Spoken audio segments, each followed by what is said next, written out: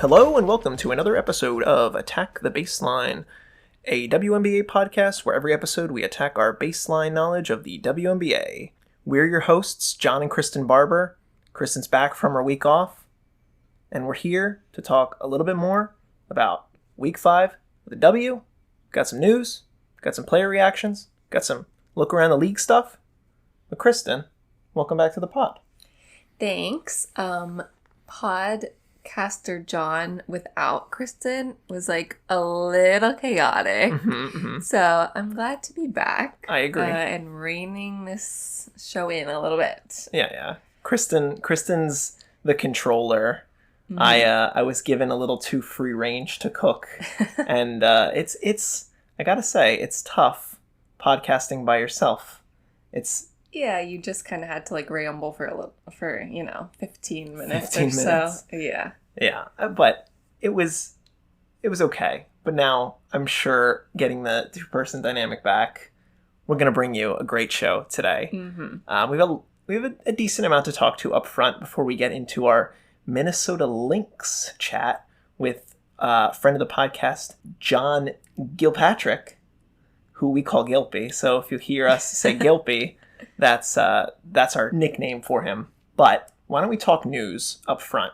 What news do we have? Commissioner Cup. And, of course, continued conversation about Caitlin Clark that we're not going to pontificate on or talk for too long about because we've already talked about that almost every single episode.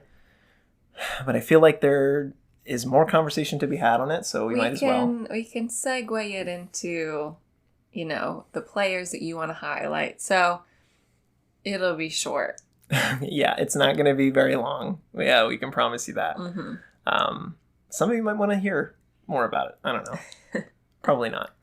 But Commissioner Cup. Yeah, so Commissioner Cup, the finals matchup is scheduled between the New York Liberty and the Minnesota Lynx. So really cool that we are a fan of the Lynx this week when they clinched their, set in the finals. Yep.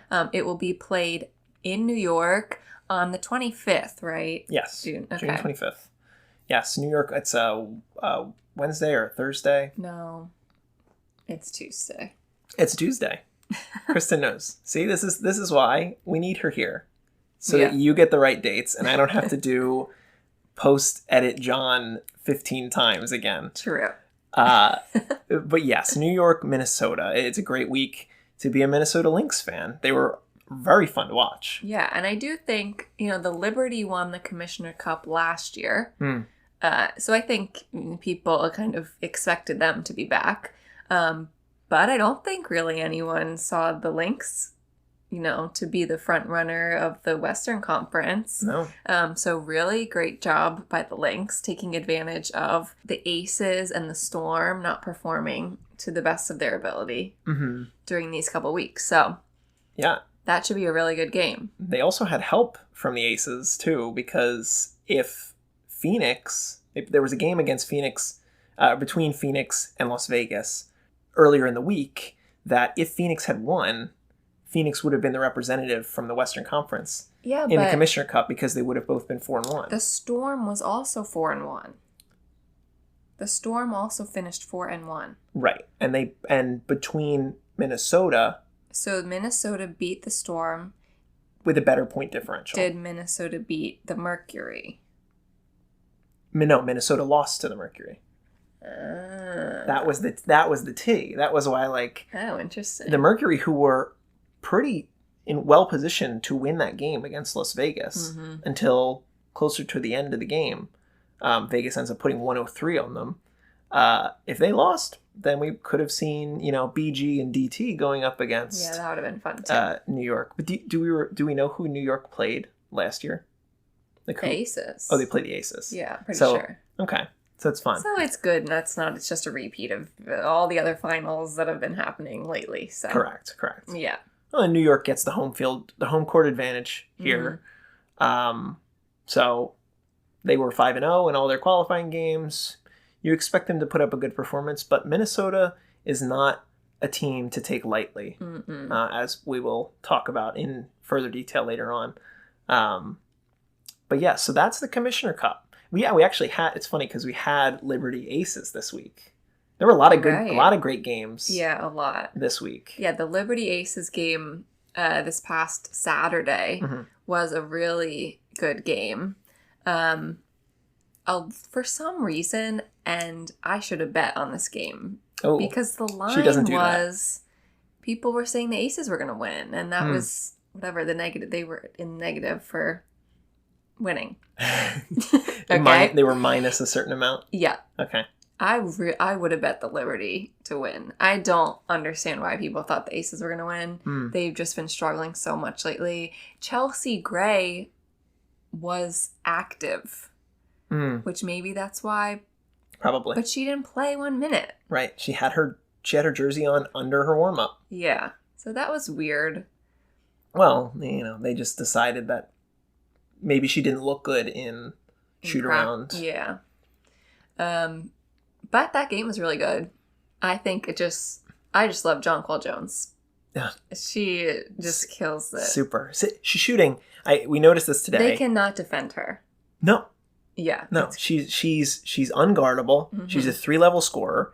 She's shooting 73%. And unlike Neko Ogwumike, who is, another post player who gets a lot of her buckets, the vast majority of her buckets in the paint, Jonquil is shooting 5 to 7 to 8 threes a game, and she's burying them. And usually that is what pulls your shooting percentage down. Even the best shooters like Steph Curry doesn't have a 73% shooting percentage because he's shooting from 3 all the time. Right. So Jonquil shooting as far out of the paint as she does in a healthy amount. Even though she doesn't need to, but great that she does. No, she's just awesome. She's really the Liberty have a lot of good players. Yeah. I think she's the best player right now. I know. I really wish that they highlighted her more. Well, she's won an MVP. Yeah, but I feel like everything I see about the Liberty is Brianna Stewart and Sabrina Ionescu. Yeah, they're good, but they would not be winning this much without Jonquil. They're not JJ. No. I agree. And going back to the Aces real quick, I watched midweek. There was a game between. It actually wasn't in the Aces game. There was a game that was Connecticut versus Chicago, and they were mentioning the Aces in that game for whatever reason about how the Aces had dropped 3 in a row, and the Aces. That was the first time the Aces had dropped 3 in a row since 2019. So 5 seasons since they last did that, which, they're back-to-back champions. They're obviously have been historically great. But yeah, like Kristen said, they're struggling, and there's still this expectation that they're the same Aces that we've seen, or we didn't see because we weren't there, but that fans have seen over the last couple years. And obviously A'ja Wilson is the best player in the league still. She's on a crazy run. She's scoring 20 plus points a game. She's on a crazy streak. She had a 25 point a game streak, but I think she lost it. She did just lose it, but her 20-point streak 20 is tied right now with Stewie and somebody else. But I say it all the time. It reminds me of last year. Joel Embiid went on this 30-point a game streak, and he was always scoring 30 or more.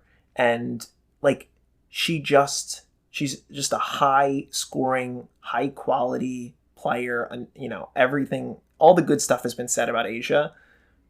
She's proving that she's the best player in the league, and she should probably be MVP. Oh, for sure. But still, they're not winning. I know. Ugh, and watching her post-game interviews is so heartbreaking because she just wants to win so bad.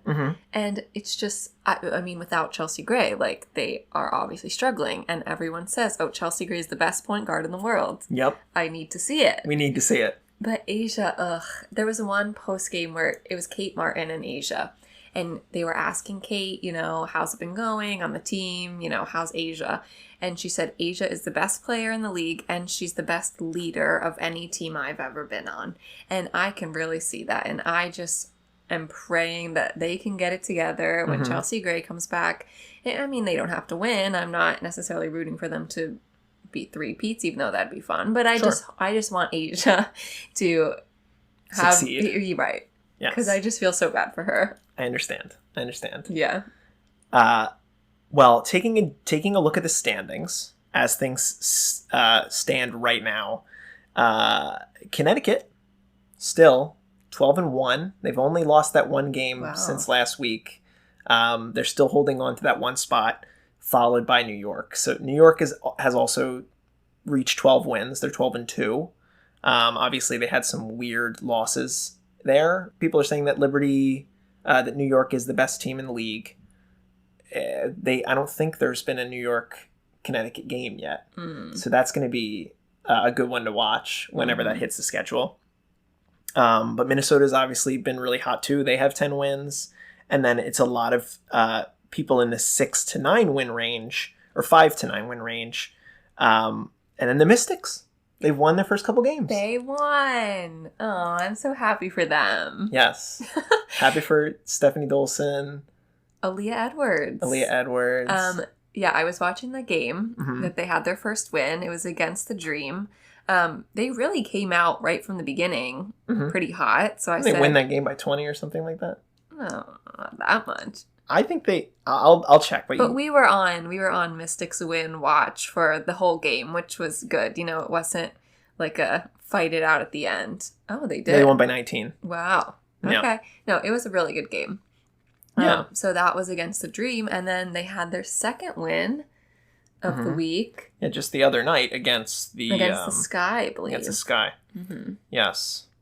Yeah. So they are proving that they're not 0-win team. They're not going to be the worst team in league history. No, they won't. They have playable professionals. But still, exciting to see that now there's no winless team in the league. And now the race for, the number one overall pick is going to be a little more interesting. Yeah. And we can sort of see who the upper level teams are, but there's still a mix. Like the bottom 6 teams, it could really be any of them that miss the playoffs. So now that we're almost at the halfway point of the year, we're going to continue to watch that, but it's going to be fun. So I guess we can talk about Caitlin for a little bit. Yeah, let's talk about Caitlin, and then we'll talk about players before we pass it on to our interview. Okay. I'll let you go. Okay. You don't like discussing the sensitive topics. No, I don't. I prefer not to have to, but not in a sense that I don't mind talking about it. Just in the sense that, like, I don't know. I don't want to say the wrong thing. I know. It's fine. But so this week, a interviewer asked Caitlin, I thought, a pretty direct question. What do you say to the media and the people who are using your name to underappreciate and essentially be racist to the black players of the league? And her first response was essentially, I don't see it. I'm just playing basketball. I can't control it. You can say whatever you want. Right. Which was incredibly disappointing. Correct. And honestly, it just really, rubbed me the wrong way, rubbed players the wrong way, rubbed a lot of people the wrong way. So players saw it. We had a tweet from Dejanay. Yep, Dejanay Carrington. Who John will talk about in later. A minute, yep. Essentially saying, like, this is white privilege. How can you not have any response to these people who are being racist, and using your name? And then a couple hours later, I think it was the same interviewer asked the question more directly. Yeah. Even though it essentially is the exact same question. And I guess Caitlin had been spoken to. And she changed her answer, and she had, She had an okay answer. Yeah, okay. She had a better answer. If it was what she said the first time, then a lot of things would have been would have been better. DiJonai might not have tweeted. I think she should have been even more direct Correct. in her second answer. I think she has to. It's partly also just the way she speaks. Like, she just speaks very, like, monotone. Mm-hmm. She says a lot of likes, and, like, pauses. So, to me, it just doesn't give so much energy, which to me means that she's not so, like, passionate about it. Right. So, I think she should have been, like, fired up. Like, stop. Don't do that. Just stop. Like, that's all she needs to say. Right. Yeah. So, it just, like, to me, it really seems like she seems like a more reserved personality. Which is fine. Right. She clearly does not want all of this attention. Mm-hmm. Like the way that Angel Reese, like, soaks it up and loves it. Like, she doesn't want it like that. Right.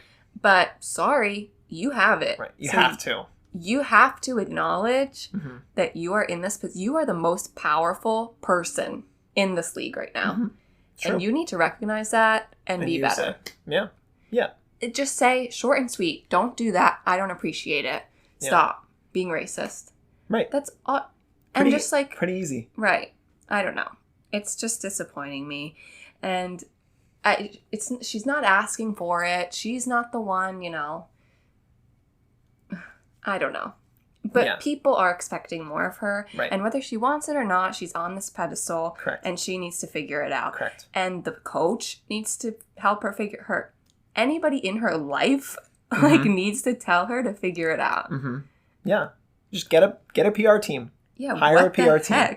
I know it's like, I guess that's expensive, but like the team should have somebody to help with this. If she's unable to find the words that she wants to say and she needs to help, she needs to ask for help, and she just ask for help, and they can help her put out a good statement. Yeah. Like, I hope that this messy, gross discourse can just get buttoned up soon. Mm-hmm. I don't know if that's going to be the case, because somebody's always going to have something to say about it, and it probably won't go away until the off season, because the Olympics, she's not on the team. We're not going to get into that, but yeah, it's just like, we hope that things can be better. Mm-hmm. So that's all we have to say. Yeah, I just don't feel like talking about her anymore. No. Okay, so DiJonai. Yeah, I want to talk about DiJonai Carrington, who, in that game that I mentioned, the Sun Sky game, she got up and had this awesome chase down block on Kennedy Carter, and I was like, wow, I don't think I had seen a player get up the way that DJ got up and made this block. Like, it was sweet. It was awesome. It's like pure athleticism. And I just want to highlight the fact that DiJonai was not a starter last year. She had 3 starts in her first 2 years outside of starting every game so far this year for the Sun. Wow. She's up 12 minutes a game this season compared to last year. She's up from 17 minutes a game to 29. She's up 4 points. She's scoring 12.5 points a game. She's up to 4.5 boards and 2 assists. Like, her steal and block numbers aren't up, but she's such an impactful defender that there is a reason why Connecticut is the best team record-wise in the league. And a big part of that is DiJonai, and people might not know that if they're not watching the Connecticut Sun. She's awesome. He's so fun to watch. Mm-hmm. And I usually don't prefer to watch like the, defensive minded players more than like a hot offensive player. But there's something about watching DiJonai that I'm like, this is great. And it's so obvious why they're good, because of the time that they've put to add her to their starting lineup. So shout out to DiJonai Carrington. That is something that I've been meaning to talk about since the first week of the year, but this is a very appropriate time to talk about her, because it's paying dividends for Connecticut. Mm-hmm. So that's my first player mention of the week. Yeah. I wanted to mention De'Erica Hamby. She was this past week's Western Conference Player of the Week. She is on the Sparks. And we were just watching the Sparks Storm. a Lynx. Yeah, we were watching Sparks Lynx from the other night. Yep. And they said on there that she's the only player on the Sparks that is averaging double figures in points, which is crazy. Crazy. I mean, the Sparks are not very good. No. But she's averaging 19.7 points. Oh, she just dropped from 20. That's I guess she just dropped. But 19, that's still good. Oh yeah. And last year, this is her 10th year. She had a 9.6 points average for her career. Really? And this year, 19. Oh, wow. So she is doing way better this year. Jeez. Than so she has. If she wasn't scoring, then like... Well, she was previously on the Aces. And I guess she just, wasn't really a big part of that team. Or just wasn't the offensive... Right. Yeah. There obviously are many other people on the Aces that run the offense. Correct. But she is really showing what she's capable of on the Sparks. Which, I mean, kind of sucks to be on a team that sucks. But she is the player of the week. She's being recognized now for what she can do. Yeah. It'll be interesting to see because we haven't heard anything about the trade market. I don't know when the trade deadline is for the W, or if there's even really going to be trades before the Olympics. It's kind of hard to tell, but like Dearica Hamby should be a player that could help a winning team. So I'm curious to see if one of the top, like, let's say 6 teams makes a move because the Sparks, as we said, they don't want to win. They want to have a shot at Paige, so they don't want someone to, make them jump into the playoffs by accident because they're not going to perform well in the playoffs. They're going to get stomped. Right. So could be interesting to see. She could be a trade candidate, but I have no buzz about that. She also is second in rebounds per game. Oh, really? In the I league? think she was first, but Asia passed her, but she has 11.4. Asia has 11.5. So Gotcha. She's essentially like leading the leagues in rebounds too, which is very surprising to me because she's not that big. No. And there's like many other bigs who just aren't getting rebounds, right. I guess. But I wonder if like BG, when BG eventually gets like that's true. back into shape, like I expect her to lead the league, but you never know. Yeah, so shout out Dearica Hamby. Speaking of another player who scores a lot of points on a bad team, Arike Ogunbowale, who I've brought up a handful of times. I just want to shout out the fact that this blew my mind. Listener Lincoln tweeted that, remember when Arike was on Dancing with the Stars right out of college? And Kristen is a fan of Dancing with the Stars. Recently, but I didn't watch that season. Last couple of years, since like COVID. Like it was since right before COVID. Right before COVID. I just think it's so fascinating that this show that we've watched in the last couple of years had this player who's like very good in the W, which we just started following. And it's like, we would have never known. It would have been like, oh, who's this? Like a college basketball player who's now like, the second leading scorer in the W. So just a small world thing that I was like, huh. I guess it's not really small world, but still. I don't know how she finished. I think she was 8th place or something. Okay. But her partner was Gleb, so I always think it's funny when it's like her partner Gleb. That's my thing. Anyway. Oh, Gleb. Okay. Well, I just wanted to quickly mention 2 other players. One is Ryan Howard. Okay. On the Dream. She was the youngest player to reach 300 3-pointers. Okay. That's cool. This past week. She's going to be on the 3-on-3 team in the Olympics. That's going to be pretty sweet. Yeah. And then I wanted to also mention Aaliyah Edwards, who's on the Mystics, a rookie. I feel like nobody's talking about her, but she is doing great. She is killing it. She's doing great. The Mystics obviously aren't good, but she leads the rookies in field goal percentage. Really? 52%. That's pretty good. Yeah. Pretty good she's a power forward or center? She's one of the 2. Don't ask me that. It makes sense. It makes sense that she would have a higher shooting percentage, but it's good. Give her more time on a bad team. She has a lot of time. See what it can do. She has time. Yeah. Good. Shout out that. That's it. we had a lot to say today. Kristen was back. I haven't been here. She hasn't been here. She's got to get on the mic. But yeah, that's our look around the league and at the players. We're going to talk now with John about Minnesota. So buckle up for some Lynx talk. I'm going to pass it over there now. So we were joined now by friend of the podcast and a great guest, John Gilpatrick, or as we like to call him, Gilpy, here to talk about the Minnesota Lynx. Gilpy, how are you doing? I'm okay. I think this is going to go down as like the Michael Jordan flu game of Attack the Baseline.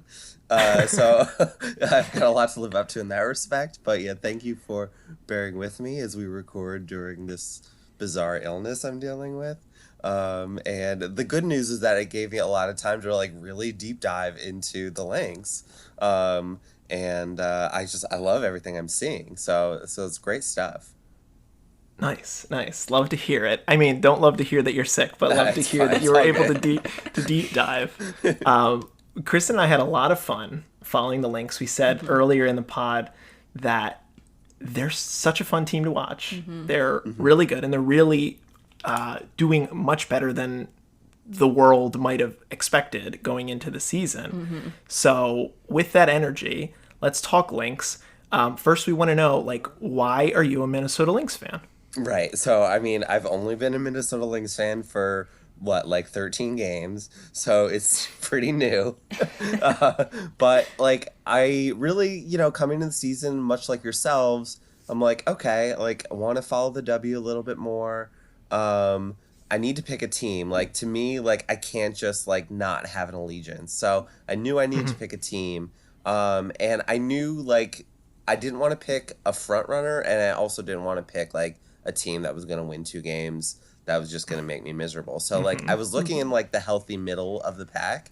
And then, as both of you know, I remembered that I named my cat after Maya Moore. And I was like, okay, well, it's got to be the Lynx. You could conveniently remember that. Yeah.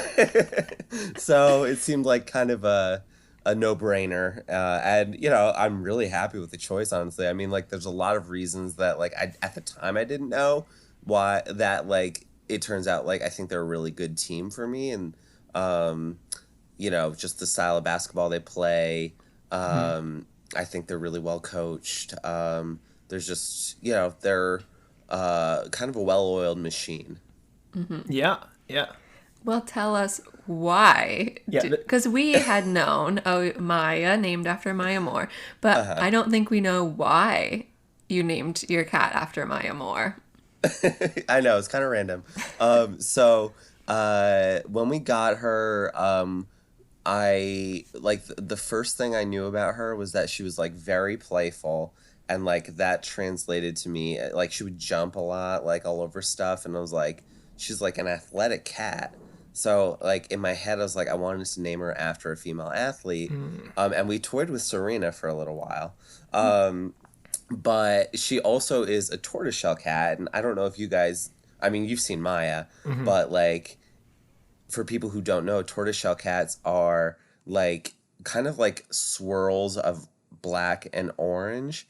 And I sort of, like, made this joke that, like, she was also very passionate about racial harmony, like,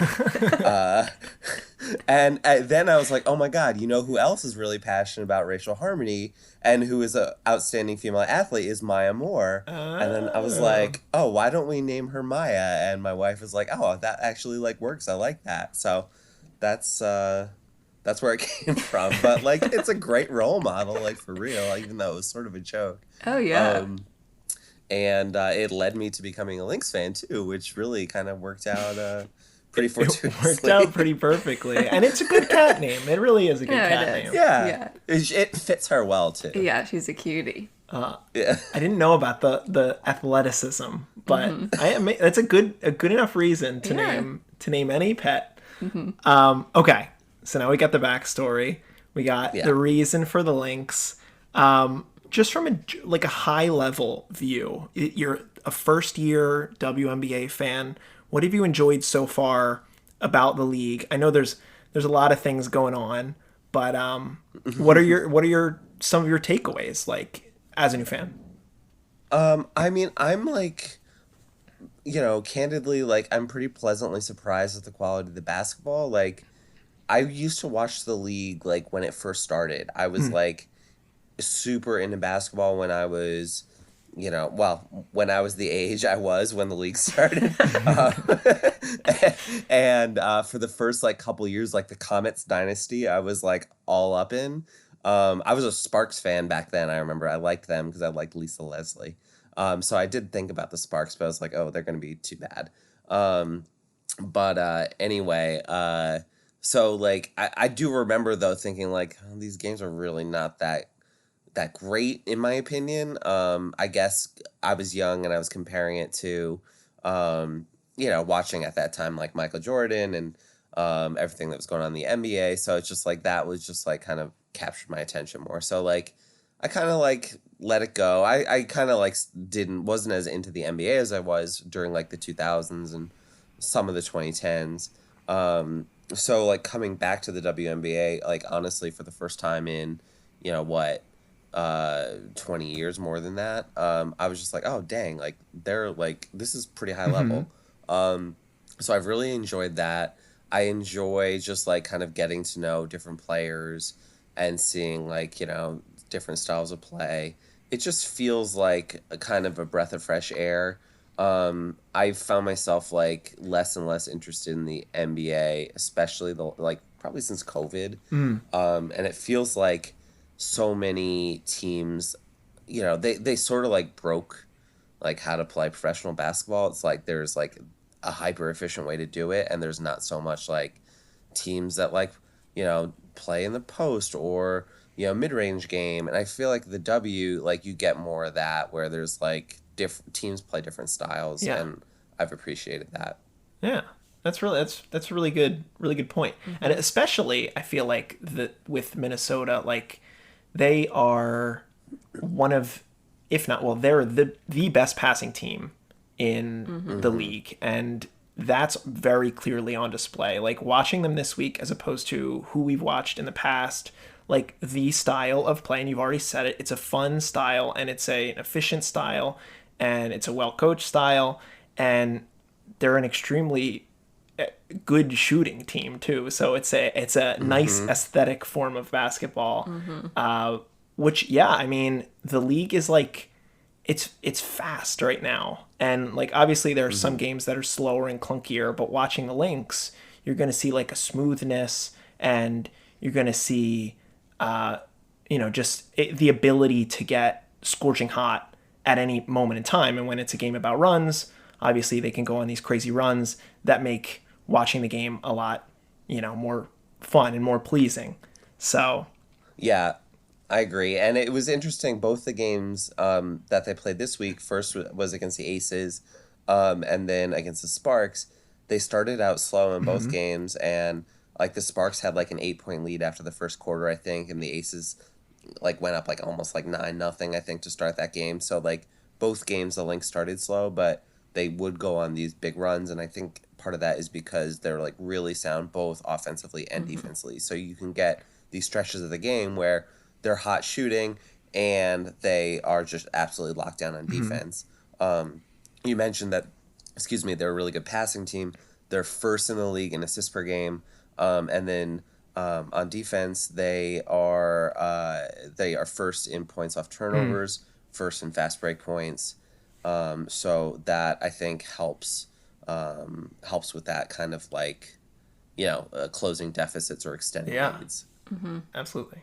Let's talk a little bit. Let's talk a little bit more about the specifics in the team. Like I look at them as like maybe one of the deeper teams in the league. Like I was checking over their roster as we're watching these games, and I feel like about the first 8 or so people in the rotation, I think are pretty close to, if not all, starting caliber players. And then you have like Alyssa Peely, who's their rookie, who like doesn't get a lot of minutes, but she's already had like a 20-point game, and she can shoot a 3, she can bang in the post, but like obviously this team is buoyed by I would say they're two superstar level players in Nafisa Collier and Kayla McBride.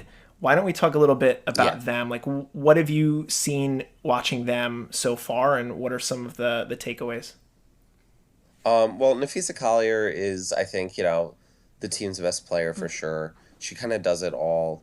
In terms of offensively, she's fourth in points per game in the league.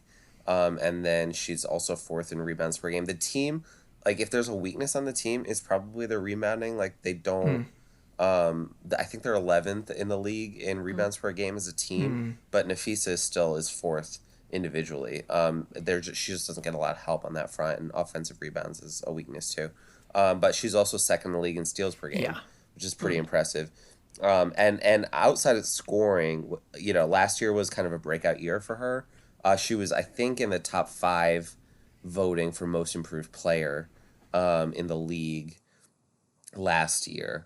Her scoring is kind of on par versus where it was last year, but everything else has like vastly improved, which to me speaks to like the team around her just got a lot better, and it's allowing her to kind of thrive and just focus on, I guess, maybe some different elements of her game. But yeah, her steals went up from 1.6 per game. Now this year it's 2.5. Yeah. And she set the franchise record for steals in that second game that we watched. I think she had 8. Oh, I don't. She had 8, Jeez, and she was pushing. I think the WNBA record they said was 10. And she had 7 or something early in the third. So she just didn't. She didn't get a ton at the end of the game. She could have got it. It's pretty wild. I mean, so it's no wonder that those steal numbers are high. But you can tell that like it's not fluky with her. Like she's able to take the ball away when she wants to take the ball away. Totally, yeah, totally. And she's she's not like the best 3-point shooter, but she'll take some shots and make them. She does more of her damage, kind of, I guess, penetrating and getting inside. But like, yeah, she to me the team is a lot like this year's Dallas Mavericks team, where it's like not, I think you can look at like other rosters and say like there's more talent on these rosters, but like the Aces or the Liberty, obviously, probably the Sun too. But I think that like the Lynx are just like a really well constructed team, and like everybody fills a role. And then you have Nafisa, who's sort of the Luka, who's like, if she needs to put the team on her back, absolutely, she can. Absolutely. Yeah. No, just from watching a bunch of different teams, I mean, to me, the Lynx seem like they have the most 3-point shooters of any team we've seen. I feel like everyone can make threes. Like good 3-point shooters. Yeah, all around. good. Yeah, sure. They're first in the league as a team in 3-pointers made and in 3-point percentage. And then Kayla McBride is, I think, unquestionably the best 3-point shooter in the entire league. She's shooting 49.5% from 3, which is like crazy. And you look at that, you're like, oh, well, she must take like 2 a game, and she makes usually one of them. But no, she's 6th in the league in 3-point attempts. So it's like that is. I mean, honestly, I look at that and I'm like, it does make me a little bit nervous because it feels like unsustainable because the number is so good. But at the same time, it's like you have to celebrate it because like that is damn impressive. Oh, yeah. Absolutely. I've been wanting to talk about Kayla McBride for a while. When we were watching her, every shot she took, I was like, what? That's not going in. And then it did. Like, however she shoots is weird, but she makes them. Doesn't pass the eye test to you, but no. Well, yeah, that you're right. I hope it's not something that's going to fall off because 49% on 7 attempts per game is like out of your mind numbers. Getting that close to 50% is like batting 400. Like it doesn't happen. So you hope that it continues. But then you have like other players like Alana Smith is shooting like 16% better from 3 than she did last year, which is like night and day. Like I think she was below 30%. Now she's well over 40%. So like she's been shooting well. Bridget Carleton, who is a member of the Canadian Olympic team, which I thought is interesting. Oh, that's cool. Like, she can shoot, like Kristen said, another good player that can shoot. One of my favorite players, Courtney Williams. One of my favorite She's players. a dog. She's an absolute dog.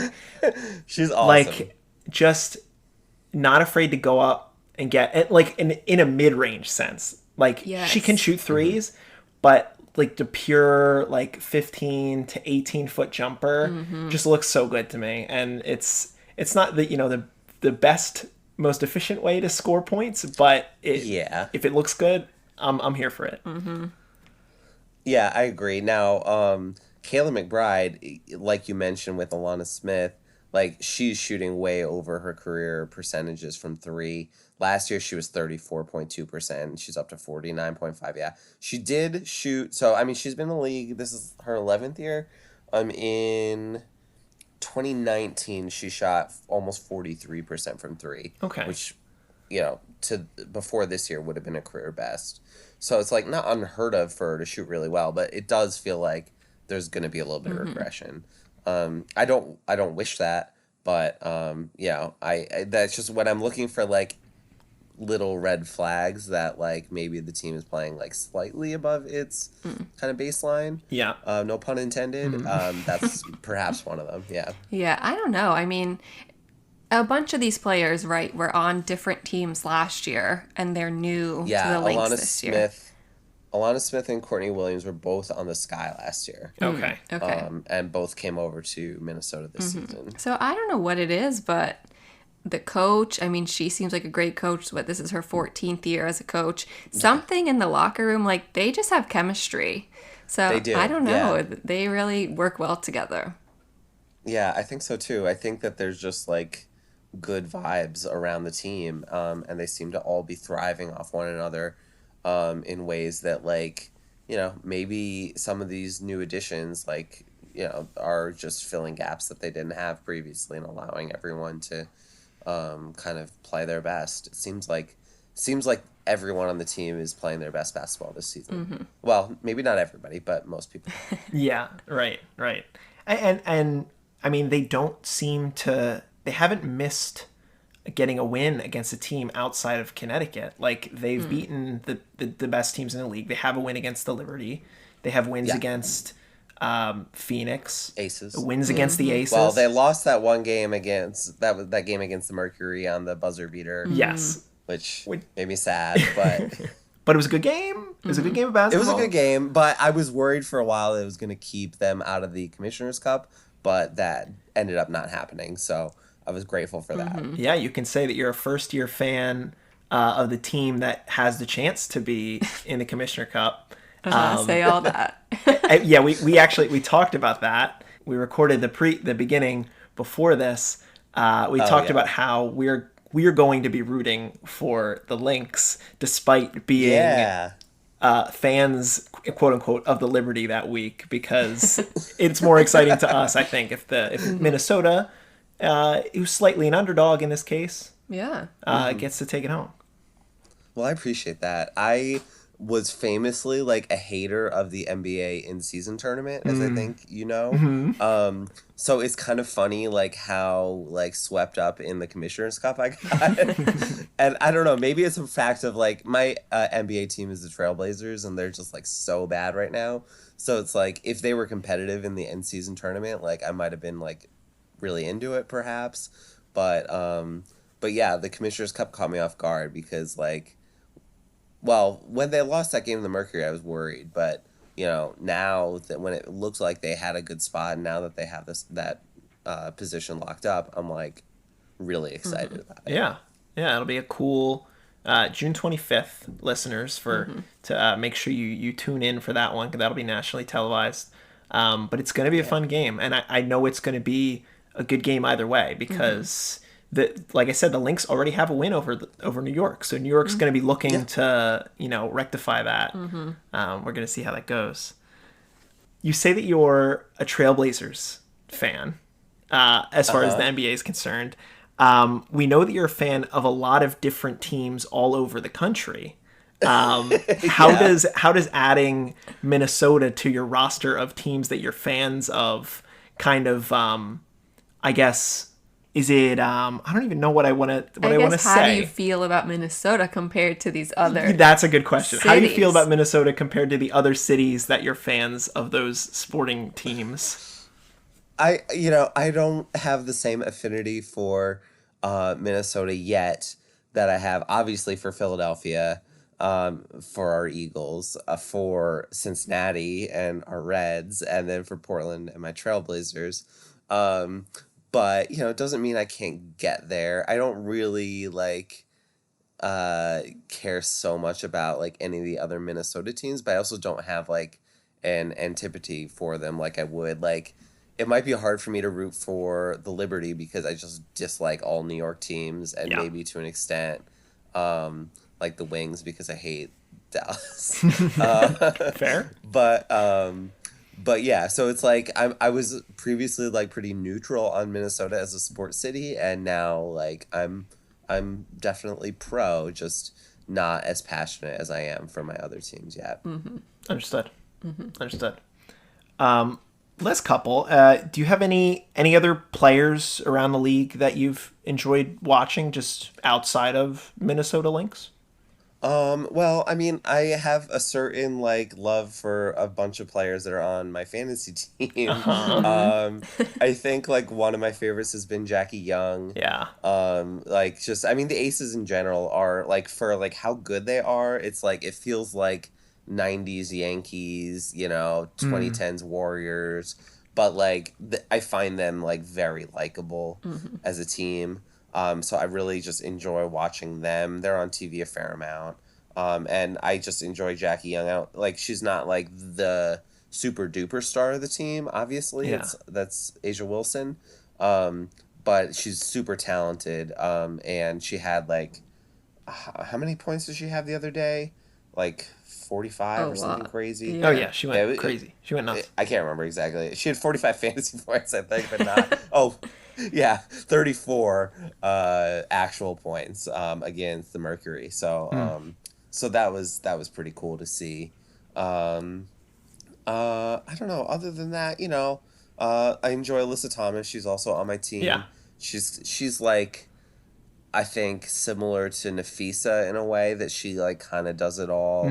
Is not like of all the superstars in the league, not the biggest scorer, but like makes up for it and just like do it all, everything else.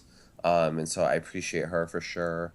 And then Caitlin Clark, obviously, enjoying to see her kind of find herself after a slower start, but I'm a fan, so.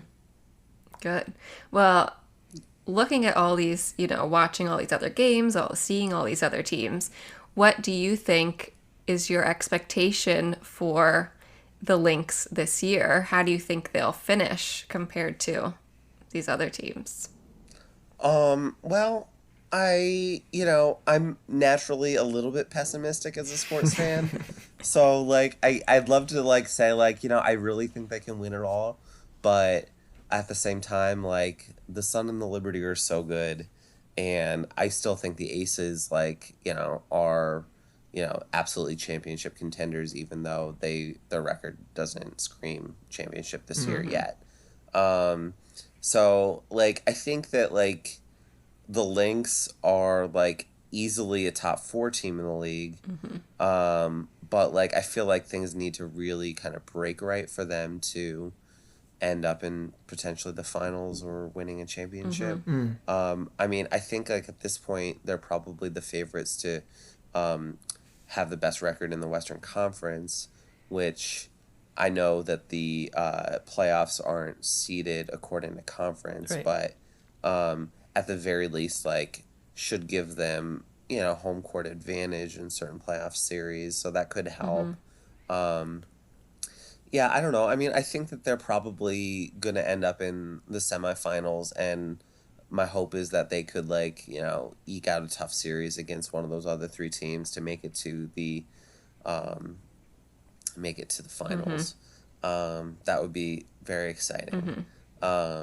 even if that doesn't happen, I still think it's a very successful season versus expectations coming in, which were, okay, there's some talent here, but like not what it's been. Not like, they're definitely like higher than I think anybody really expected coming in the season. So, so it's been a lot of fun. Yeah, no, absolutely. I would really like to see them play Connecticut a couple more times, or even draw a series with Connecticut, because they only lost to Connecticut by a point. Connecticut still only lost one game, so the Lynx took it as close as they could. And obviously, it's like you get nervous if you have to play the Liberty multiple games in a row, or nobody's going to want to play the Aces.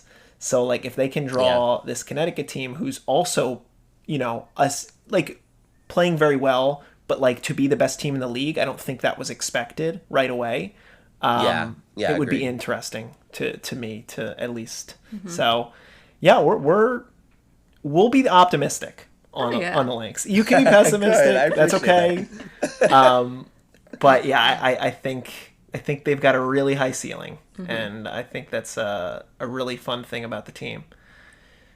Yeah, it would be fun in the playoffs. I know a lot of things need to happen, and there's still a zillion games to play. But like, if the Liberty end up with the number 1 overall seed, then presumably you have the Sun and the Lynx, 2 and 3. Which, if everything goes according to plan, they would play against each other, and then the Liberty would play the 4 seed.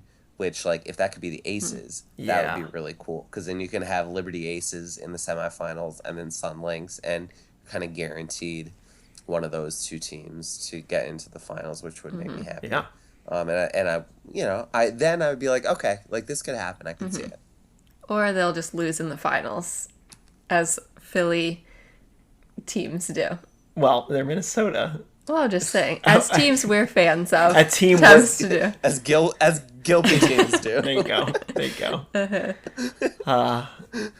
Yeah, what's gonna be the James Bradbury pass interference call that like breaks my heart? Yeah, what could that be? Is that like Kayla McBride missing 7 threes or something like that? Like very unexpected. Yeah. Oh. Something that's gonna really break my heart is like a costly Courtney Williams turnover. Oh, no. No, she won't do it. She's the best. We didn't talk about her enough, but she's so fun to watch. She is leads the team in assists. She's 7th in the league in assists, and she just has like at least 1 or 2 passes a night where it's just like, that was cool. Yeah. Just like a great distributor of the ball. No, she has to be one of the reasons why they beat the Aces earlier this week. Yeah. Because they had so many assists in that game, and the beginning of the game, like, everybody else was shooting and she wasn't. So I was like, I wonder if, because I didn't really know anything about her before the game. I was like, I wonder if she just kind of passes and doesn't really shoot. And she was obviously like getting assists. But then she started shooting too at the end. I was like, okay. Yeah. Go off. Gilpy, before we ask our last question, do you have anything else you'd like to talk about the Lynx? No, I don't think so. Oh, I guess, the only person we didn't mention who I feel like is kind of, in theory important to the team is Diamond Miller. And she was the 2nd overall pick in, not this past draft, but the draft before the she was drafted after Aaliyah Boston. Right. And she had a pretty good rookie year. She averaged like 12 points a game. And was on the all-rookie first team for the league. But she's just been hurt a lot this year, and hasn't gotten into too many games. Okay. I think that, like, if she can get healthy again, like, I don't know what her role is, because it feels like maybe it's been taken over by other players, considering, like, how well they're playing without her. But, like, at the same time, if she can find a role and contribute, then I feel like the team's ceiling like bumps up even a little bit more, because she was, a super productive player in college, and has proven that she can game in the W. So, so I'll be curious to see like how things work out for her this season, especially. Yeah. Yeah, that's interesting. I guess she was hurt this week because we didn't see her. Yeah, I don't think she got any playing time. Yeah. this week. Has Yeah. she played this season? She had surgery Oh. on her knee and will remain out indefinitely. Mm. But it's not necessarily a season-ending injury, it says. Okay. So, Okay. I guess, like, we'll see. She played 3 games before she went down. Okay. And it says here her minutes have been gone to Bridget Carlton and Natisha Heidemann, who has been pretty good as well in kind of a role player. Mm-hmm. Right. Okay. So she could be like a late season reinforcement as we could be look nice for Minnesota to move into playoffs. This All-Star break and this Olympic break are long. Yeah. I think the second half of this season, I feel like it's going to be totally different than the first half. So quick. It's just like so much of a big break. Like, I don't know. I feel like it's a totally different season. It's going to feel weird, Feel like right? a restart. Yeah. Yeah. We'll see. Well, let's ask that last question that we like to ask every one of our guests. You've done a good job so far, but Gilpy, why should a new fan to the WNBA become a Minnesota Lynx fan? I think for like all the reasons. I mean, first of all, my cat would be happy. Everybody should want to make Maya happy. But like kind of all the reasons why I ended up doing it myself, which is like, if you want a team that's like, not like at the top of the pack, but also not at the bottom. They're a lot closer to the top than the bottom. Like, you're not going to be accused of being a front runner. You're also adopting like arguably like the greatest history of any franchise in the league. Most titles, I believe. Then I think like the Lynx are a good choice. Like, they're a fun team. They play basketball like the right way. It's like aesthetically appealing, but also fundamentally sound. They've got like really good energy, like not too much drama. And I think, all that is a recipe for like a pretty like satisfied fan. Put it perfectly. I've loved our Fair week enough. as Lynx fans. Me too. I would I love continue. it. Yeah, I was obviously looking forward to that for some time. So, I mean, hey, if you want to officially adopt them when the time comes, like, we'll be happy to have you guys. I can see Let you know. Kristen's mind is rotating through the 4 or 5 or 6 or 7 teams that she really likes, and we'll see. We'll see. All right, fair We're enough. continuing to hope for Philadelphia. We'll see. Yeah, would you become a Philadelphia fan if they get a team, or no? Just Lynx. I mean, I would definitely root for a Philadelphia W team. I, like, at this point, if it's one of those things where it's like, if this team was like unlikable or like just really bad, I was just like, oh God, I made a bad choice. Like, I might be shopping again in a couple of years. But like, this is exactly what happened to me when I became a Trailblazers fan, was like right at the beginning. And the reason I did this, I think you guys know, is because I went to college with CJ McCollum. Right. So, when he got drafted there, I was like, okay, like, I didn't have an NBA team at the time. I'm going to be a Blazers fan. And it was like Damian Lillard's second season. They had LaMarcus Aldridge at the time. And like, they just got good really quickly and were super likable and fun to watch. And it's just like, now, even though McCollum's gone and now Lillard's gone, it's like, it just stuck. Like, I'm stuck with them. And so like, the same thing could happen with the Lynx by the time like a Philly team comes, in which case like they'd be second for me. But if the Lynx thing goes really south and Philly gets into the league by a couple years from now, then we could revisit this and record a new episode in 4 years. Okay, cool. To be reevaluated potentially. Yeah. Okay. Well, Gilpy, thank you so much for joining us today. Super fun. You guys are awesome at what you do. Thanks for spreading awareness of the league and helping to get me into it more. And really appreciate the opportunity to come and talk about the Lynx. Yeah. We'll have to have you on maybe as in the playoffs rotation. Maybe that might be another time to see where the team has gone from where it started. But until then, we thank you again, and we will talk to you soon. Sounds good. And now we're back from that wonderful interview with Gilpy, talking about the Minnesota Lynx. We love the Minnesota Lynx. Great players. Nafisa, Kayla. They're so fun to watch. They're going to be great this entire season. They're gonna have a real chance to do some real damage in the playoffs. Definitely exceeding expectations of what we originally thought when we first started following. So it's cool to get them right now to see how good they are, and with their berth into the Commissioner Cup final. Honestly, I'm going to be rooting for them. Oh, me too. So it'll be Sorry. It'll be fun to see that. But yeah. Even though in our schedule coming up, let me just look at my calendar. Mm-hmm. We will be fans of the Sun next week. Mm-hmm. Okay, yeah, this week we'll be fans of the Sun. And then the week after, we are technically Liberty fans during the game. Very good point you bring up. We're going to have to go Spec Ops. We're going to have to go undercover. This is the first time we're going to have to go undercover. Okay, don't tell anyone. We'll say we won't tell anybody. But, yes, so we've got that lined up. As I said last week, if you are a fan of some of these other teams that we have yet to cover, please let us know. Send us an email at attackthebaseline@gmail.com. We'd love to hear you.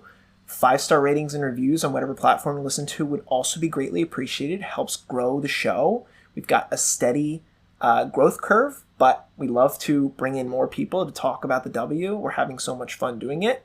We're getting close to the Olympics. There's going to be Olympics discussion coming up. And the All-Star break. Vote for your All-Star players. Yes, vote for your All-Stars. Vote for players who aren't on the Olympic team, I think. That is a good point. Give some more players a chance. Yeah, I agree.